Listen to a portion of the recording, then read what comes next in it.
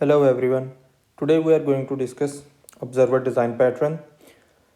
So the format will be first we will discuss on a whiteboard or on a blackboard, and here we will try to understand what is the concept of observer design pattern in our daily life, and then in a second part we will try to convert the concept into the code, and then we will try to understand the applications in the coding. So first, the easiest one, if you want, if you observe on daily basis, for example, there is a loudspeaker somewhere,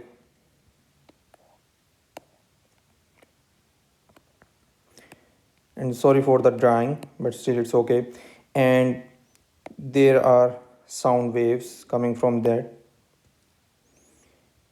and there are some human beings. So in this case, when the sound speaker create the sound waves, our ears are listening to that. So all those human beings which are there in front of that or in that area, they will listen that sound.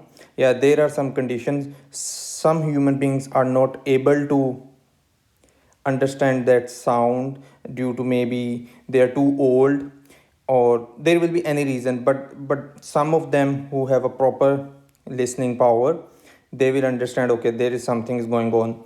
In the same way, if you see a light, so from sun, light is coming towards our earth. So yeah, light is a dual particle, like it's a wave and also a particle, but we are not going into the physics. So for example, as we are human beings, our eyes are observing that light.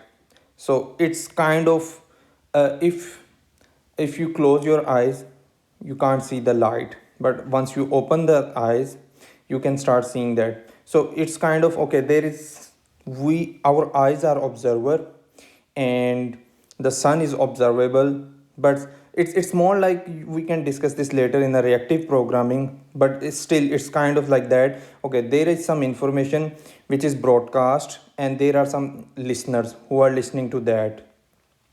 That is called the observer pattern. And in my opinion, callback is also kind of observer pattern. Like callback is the observer pattern is inspired from the callbacks. We will see that in when we will start the coding, but we are trying to understand, okay, what is the pattern, this philosophy of this pattern, and what is the concept. So there is always a one observable, and there are multiple observers. So in these two examples, on one place our ears are kind of listeners or observers, they are observing the sound waves. On the other side, once the light is coming from the sun, our eyes are observer. And you can make, try to make more and more analogies to understand, okay, how on in daily life. So that will be our observer pattern, we can understand. And why I'm discussing this, maybe it look like dumb, but yeah, object oriented programming is real world, converting the real world into software, that is called object oriented programming.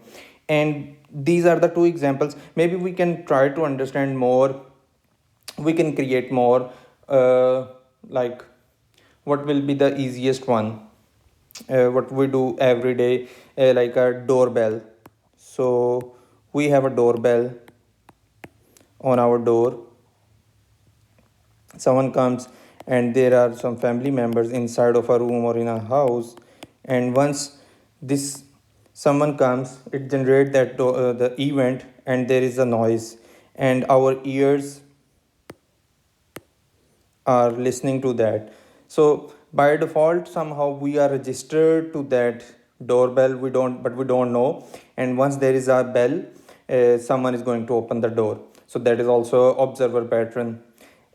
Everywhere, in your home, everywhere you have a sound, it's kind of observer pattern. Someone is trying to inform you something. You have a washing machine, okay, that is also observer pattern, where we as a human being, we registered our ears.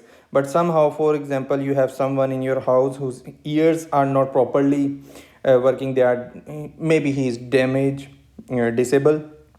In that case, it's more like, okay, there is a sound wave, but he is or she is, or maybe that person is too old now, he his ears are not registered to that sound. So it's kind of, in our daily life, everything is using the observer pattern. Instead, observer pattern philosophy, in my opinion, we took from there. So in your pocket or anywhere you have a horn, anything, it's more like you are going to send some information and there are observers around you, or there are listeners around you, and they are more than one. And in some cases, if there is only one listener, then mostly we say okay, it's a callback, but we will see that, don't confuse with that. So that is observer pattern. Now it's time to move on a coding part.